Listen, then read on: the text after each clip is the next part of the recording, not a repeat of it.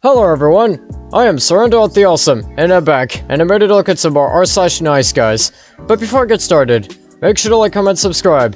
And if I can't convince you, perhaps this picture of my cat getting ripped will convince you. Without further ado, let's get into this. So this first post here says, if people help others with homework, they are entitled to a relationship. No they aren't, my guy. No they aren't.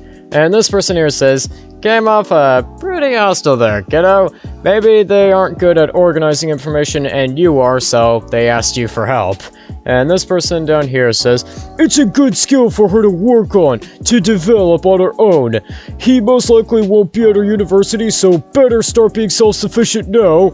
Well, yeah, organizing is in fact a good skill to learn, and I personally still struggle with staying organized, but still, most people can't learn information like that easily.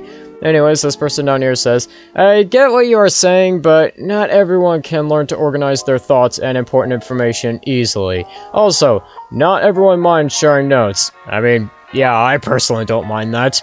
I make BAMF study guides, like color-coded, like pneumatic devices. I go all out. For that much work, someone else should get some usage. I hope this kid finds someone like me who is comfortable helping others. Yeah, I mean, personally, I like helping other people. Makes me feel like a better person. And also, it is proven that generosity does make you a happier person. And this person goes on to say, if she finds a female friend to get the notes from, that's fine, that's her choice to not be self-sufficient. But always hitting up this guy every time she wants notes, not once because she was sick or something, but 5 times a week and only text him to use him, that's not a friend.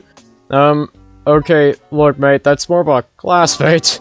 Anyways, this person down here says, WTF difference doesn't make male or female. It's a classmate. You don't have to be friends with your classmates.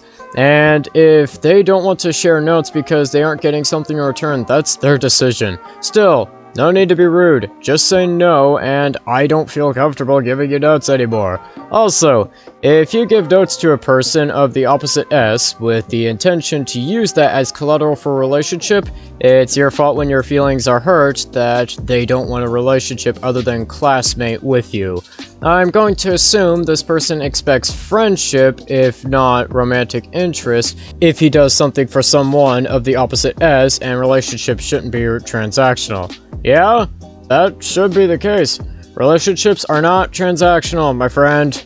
And this person down here goes on to say, if a guy you liked dated someone else that wasn't academically inclined, then hit you up continuously 5 times a week only for notes, you would be fuming. Drop the act and get real, please. If you reverse the S's and a guy is using a nerdy girl only for her notes, you would all be getting your pitchforks.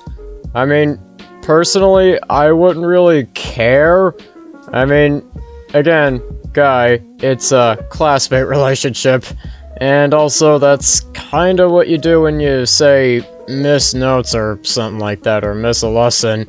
I'm gonna give you like a 40 out of 50. Dude, you are not owed a relationship just because you're helping somebody with school. And this next post here says, people take advantage of my kindness and selflessness, especially women. And this person here says, ranting time. I think I've realized something about myself and it's taken 30 years, basically my whole life, to get to this realization. People take advantage of my kindness and selflessness. Well, I mean, that's kind of something you're gonna have to deal with. There are going to be people who are kind and selfless people, and then there are people who are going to take advantage of that. I mean, that's just kind of the case with a lot of people. Anyways, this person goes on to say, especially women. Imagine the kind of evil you have to possess to be able to look the way you do. Attractive, hot, nice, etc, etc. Get handed anything you want. Being a woman is like having the perfect existence. You can get S anytime you want. Guys waiting on you hand and foot. And you take advantage of that by playing with people's emotions like a sadistic little witch. Well, dude, I'm sure there are men who also do the exact same thing, and also, yeah, there are going to be some people who do that. I mean, again, politicians might be a pretty good source of people who do that. Anyways, this person goes on to say, if she is going to smile at me and talk to me every morning when I see her, then she couldn't act like I have 7 effing heads when I ask her out. Oh, I'm sorry, she didn't mean to lead me on. Okay, sure, tell that to your face every morning when you give me FBIs. And I wonder if it's a sport among women who can lead the most guys on in any given month and to win a trophy. And, in result, makes me look like a loser, an idiot, a desperate, pathetic man.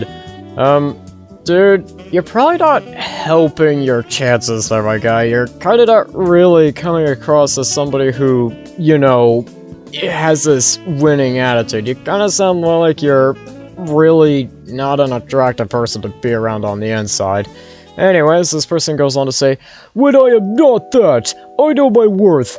I know I'm well endowed, and ultimately, if girls don't want me, then they can't have me. At least I can sleep well at night knowing that I don't toy with people's emotions like some game. I know I'm a good person.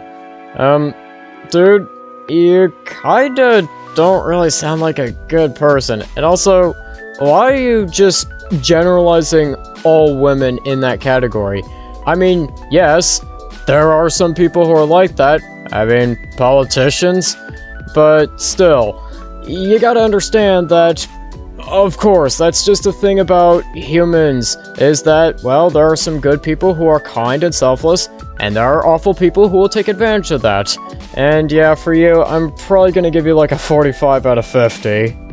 And this next post here says, I feel closer to you when I talk to your mom's grave.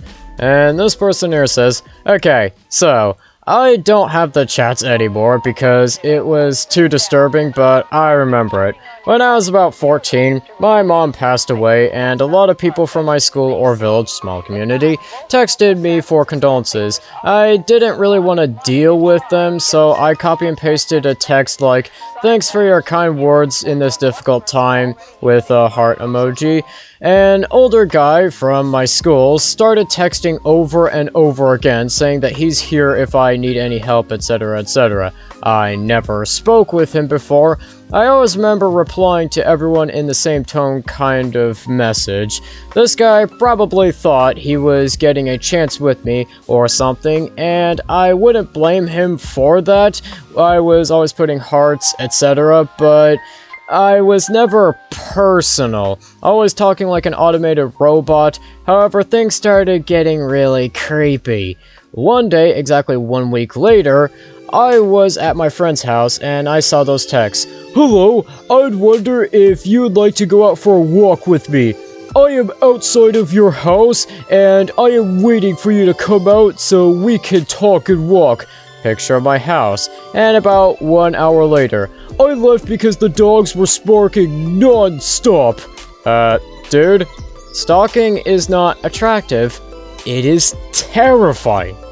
And this person here goes on to say, I tell my friends immediately. Next thing, a few days after, I find in my phone's case, which was inside of my school bag, a love confession letter about how he adores me and about how he can make me happy and he's a good guy and I should just give him a chance. I said it to a teacher because I was scared. Next day, he follows me everywhere, even in the bathroom, trying to get an answer out of me.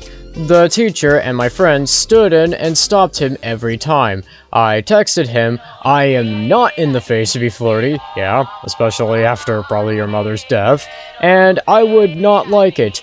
He said that we should be friends, and I will change my mind and blah blah blah. I ignored him. A few days later, a classmate informs me that while he was visiting his grandpa's grave, he spotted the creep sitting next to my mom's grave and talking to it. I went absolutely nuts. I cursed the crap out of him, and he was like, she's something special to you, and I wanted to feel close to her so that I can understand you more. Anyways, this person here goes on to say, and crap like that. My gay friend also said he's my boyfriend, and that he would beat him up if he ever talks to me again like that. And this person here goes on to say, never talked with him ever again. At some point, I learned that his new girlfriend hates me because I was running after him. Okay. I'm just gonna give this a special out of 50 because, wow, this guy was going into stalker territory, and yeah, I am not messing with that. I think with that, that's gonna do it for today. Don't forget to like, comment, subscribe, and I'll see you in the next one.